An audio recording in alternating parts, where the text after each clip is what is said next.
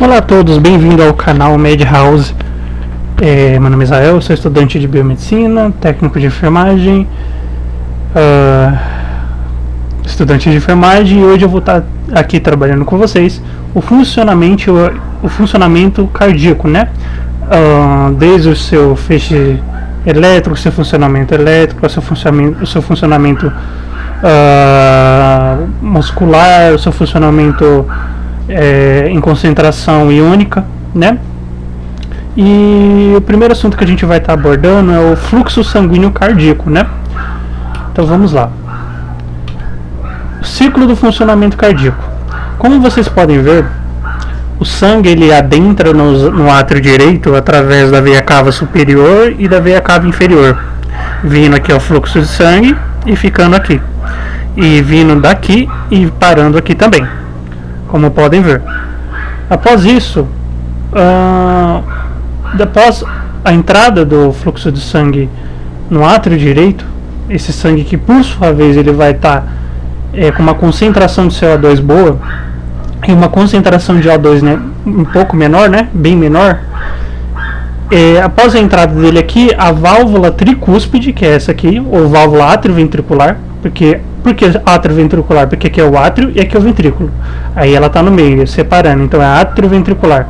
Essa válvula ela vai se abrir e vai passar o sangue para o ventrículo, tá? Uma vez que isso aqui aconteceu, a gente tem a primeira fase da diástole, né?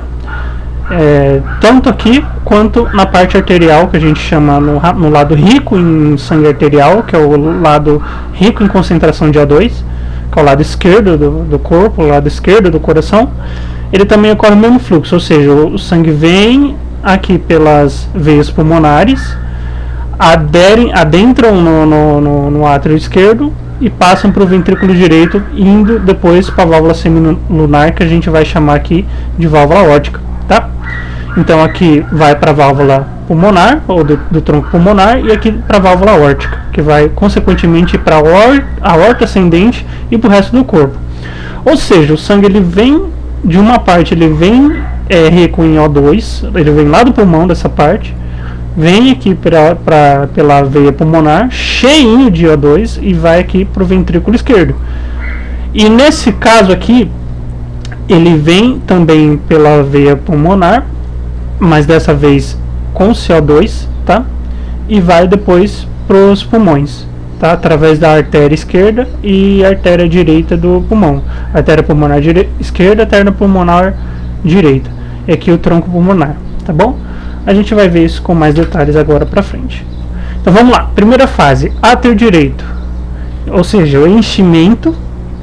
Como vocês podem ver aqui, o fluxo de sangue, na hora que eu pausei o GIF, ele vem pela veia cava superior, enchendo o átrio direito com o sangue, e vem também da veia cava inferior até aqui, o átrio direito, enchendo em sua maioria sangue com uma concentração de CO2 importante, né?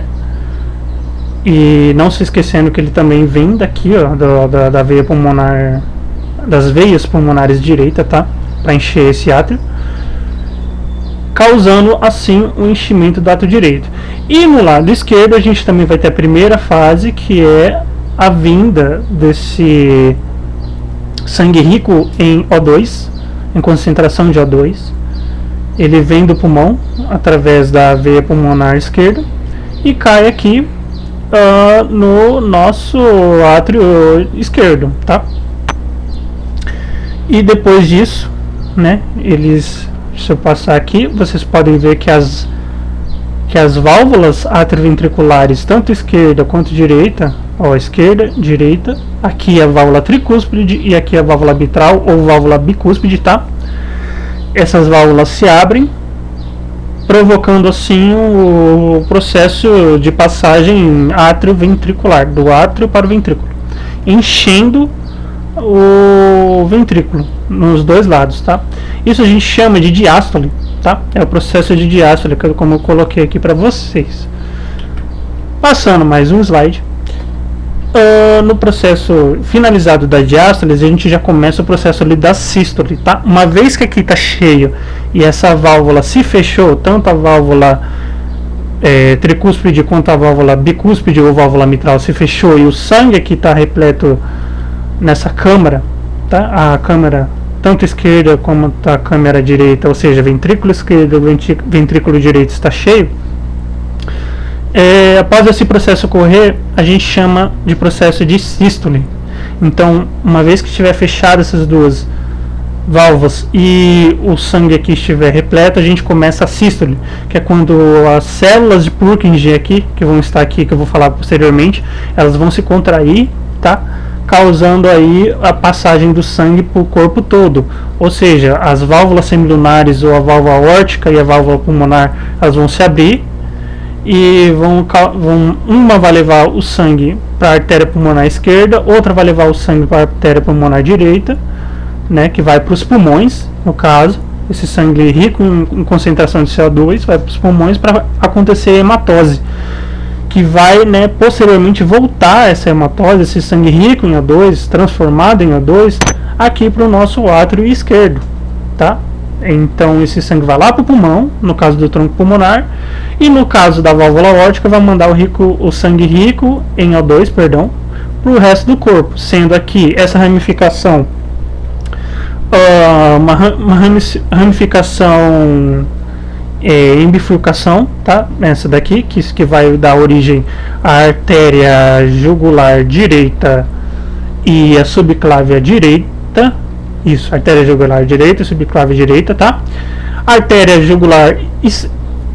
jugular esquerda, ela vai ter um único caminho, até porque ela vai ser, o lado esquerdo do corpo vai ser o mais irrigado com CO2, digamos assim, né? Que vai ter uma importância com O2, perdão. Ele vai ter, o lado esquerdo do corpo ele tem uma importância maior de O2, tá? Como você pode ver, mas ele vai, em específico, essa ramificação se torna a artéria jugular esquerda, e aqui a artéria subclávia, tá? Essa ramificação vai dar origem à artéria subclávia. Como eu falei lá, ó, artéria jugular, artéria subclávia, artéria pulmonar direita, artéria jugular esquerda, ou carótida, tá? Você também tem tanto jugular quanto carótida, você falando a mesma, jugular e carótida é a mesma coisa, tá? Pode ser jugular, interna e externa, e carótida, interna e externa, tá? Lá pra cima. E aqui a subclávia esquerda, artéria pulmonar direita, esquerda, e aqui você já pode ver que o sangue já está saindo, ó. E lembra que ele entrou aqui, veio para cá e já está saindo, ó. Ele já está indo lá para o pulmão, e aqui ele já está indo para as suas respectivas partes superiores do corpo, que no caso é a subclávia, jugular e a outra subclávia. Então essa parte vai dar ascendência à parte superior do corpo, e como é um cajado aórtico, ó, a gente chama isso aqui de cajado aórtico. Essa parte aqui que eu estou apontando vai dar origem aqui embaixo para a aorta descendente, tá? Então isso aqui é a aorta ascendente, e aqui embaixo vai se originar a aorta descendente, que posteriormente vai se transformar em aorta abdominal, a aorta ilíaca e a aorta femoral, e assim sucessivamente, né, para o resto dos membros inferiores e a parte inferior do corpo, tá? Passando mais um slide, a gente vai ter o fluxo sanguíneo geral, o panorama geral. Só para retomar então, aqui encheu, bum, bum, bum, tá vendo? Ó? Tum, dum. Esse tum, primeiro tum é a enchida, o segundo tum é a sístole. Então diástole, vamos lá, diástole, tum, sístole, tum, diástole, tum, sístole, tum, tá vendo? Então, ó, tum, tum, são as batidas aí do coração, tá? Lembrando que isso ocorre em menos de segundos, tá? Então, por isso que a gente fala, por exemplo, 100 batidas por minuto. Então, a cada minuto está ocorrendo aí 100 batidas de coração, que é o normal, né? Entre 60 a 100, ou nem 60, a gente pode denominar 70 a 100 batimentos normais, né, do coração aí, uma faixa de batimentos cardíacos normais, ou frequência cardíaca normal, tá? Passou de 60 para baixo já é bradicardia. Eu já considero 60 bradicardia, né? Mas a literatura em geral acho que fala que 60 é bradicardia, 60 para baixo bradicardia. e acima de 110, se eu não me engano, taquicardia, tá? Num ser humano adulto, tá? Já em crianças, RN, bebês, já é diferente a literatura, já fala aí que o batimento cardíaco é um pouco maior, tá?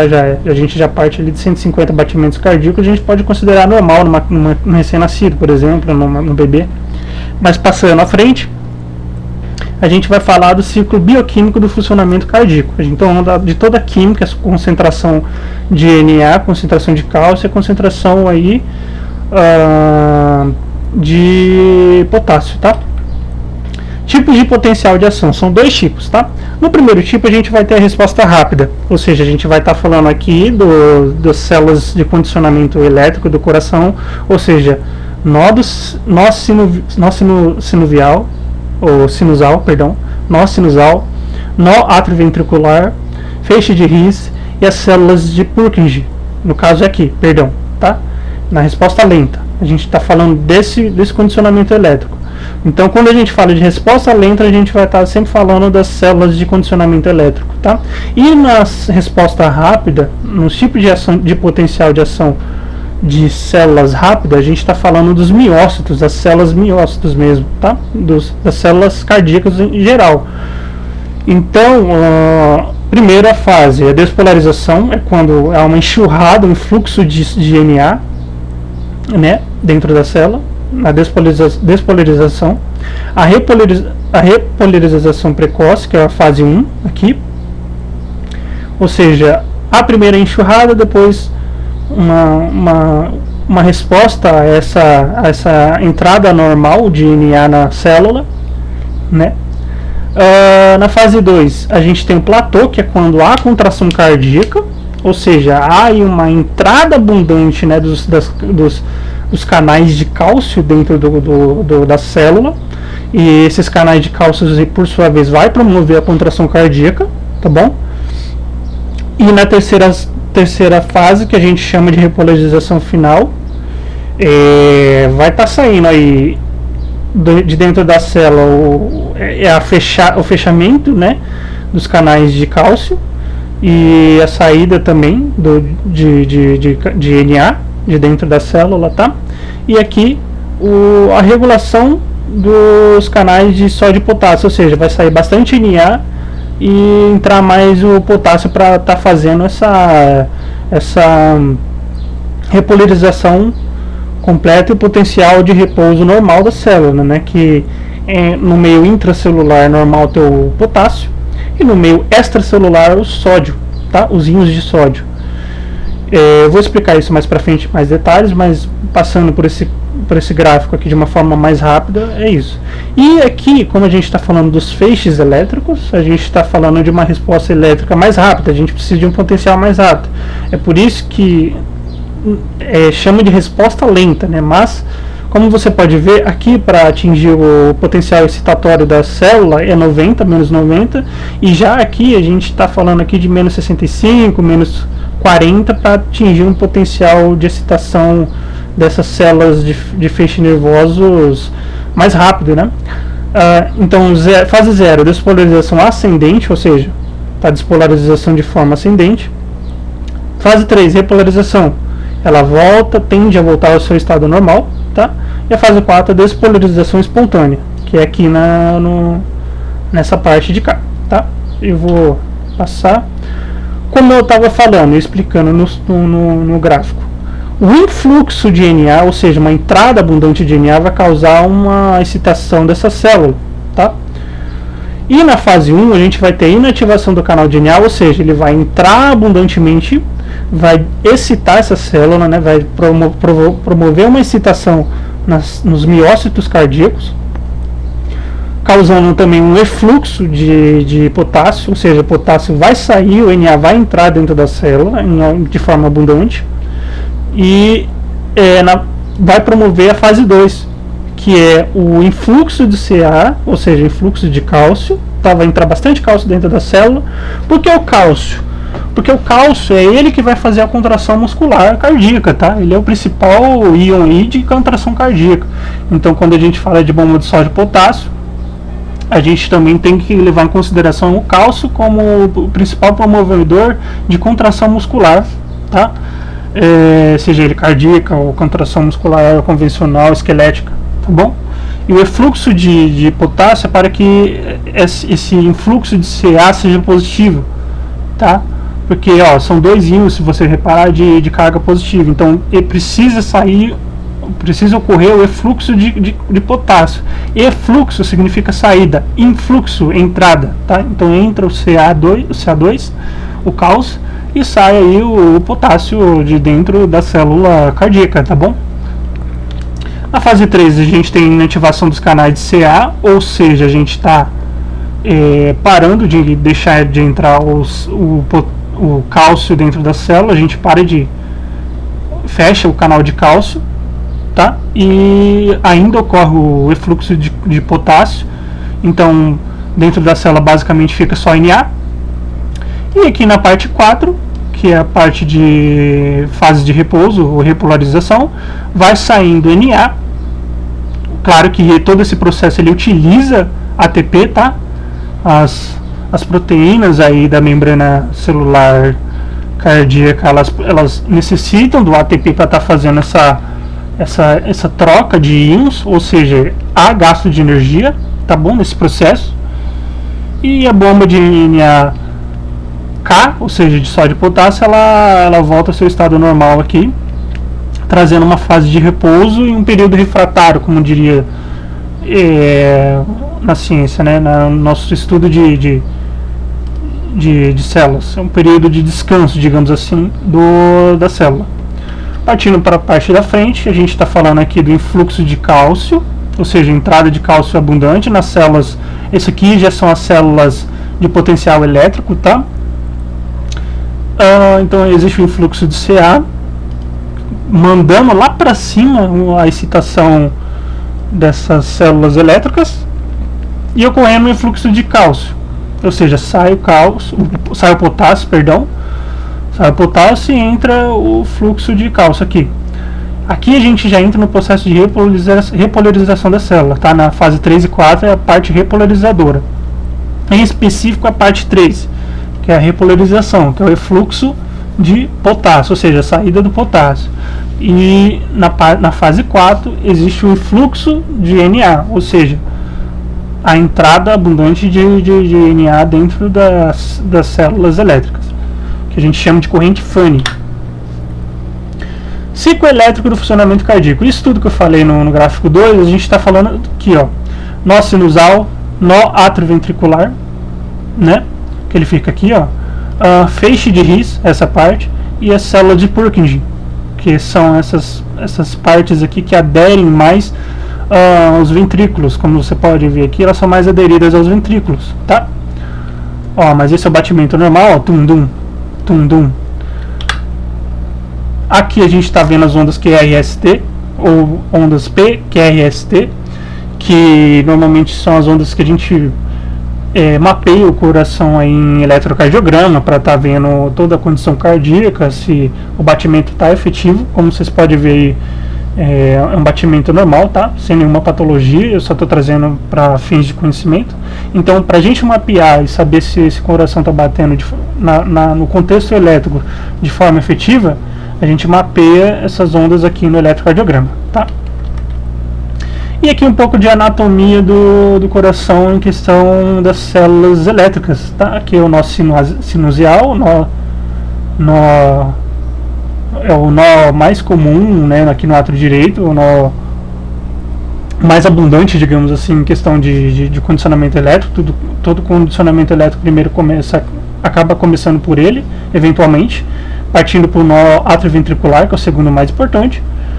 E esses dois nós são os responsáveis aí pelo condicionamento elétrico efetivo do coração, tá? Então ele vem aqui, manda esse feixe elétrico, vai para o feixe de His, que por sua vez o feixe de His divide em duas partes, aqui como vocês podem ver, a rede de Purkinje, que é células de Purkinje, né?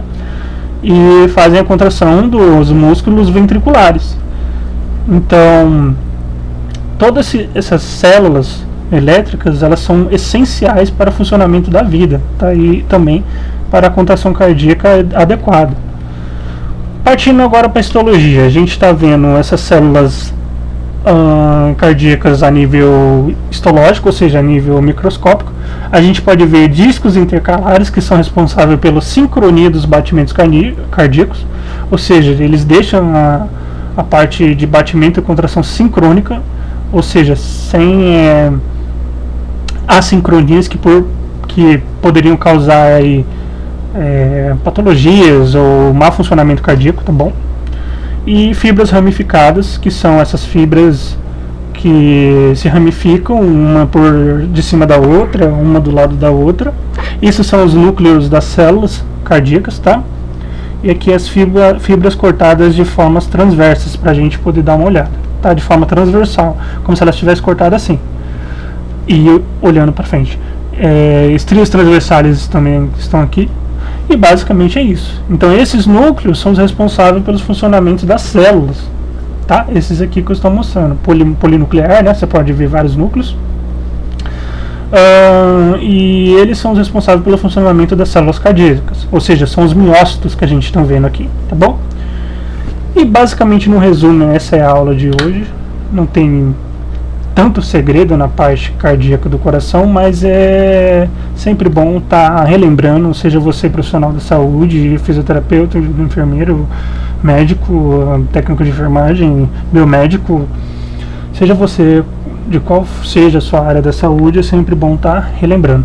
Espero ter passado aí um conhecimento que agregue nos seus conhecimentos prévios do funcionamento cardíaco. Se inscreva e curte no canal. O canal tá crescendo, né? E muito obrigado.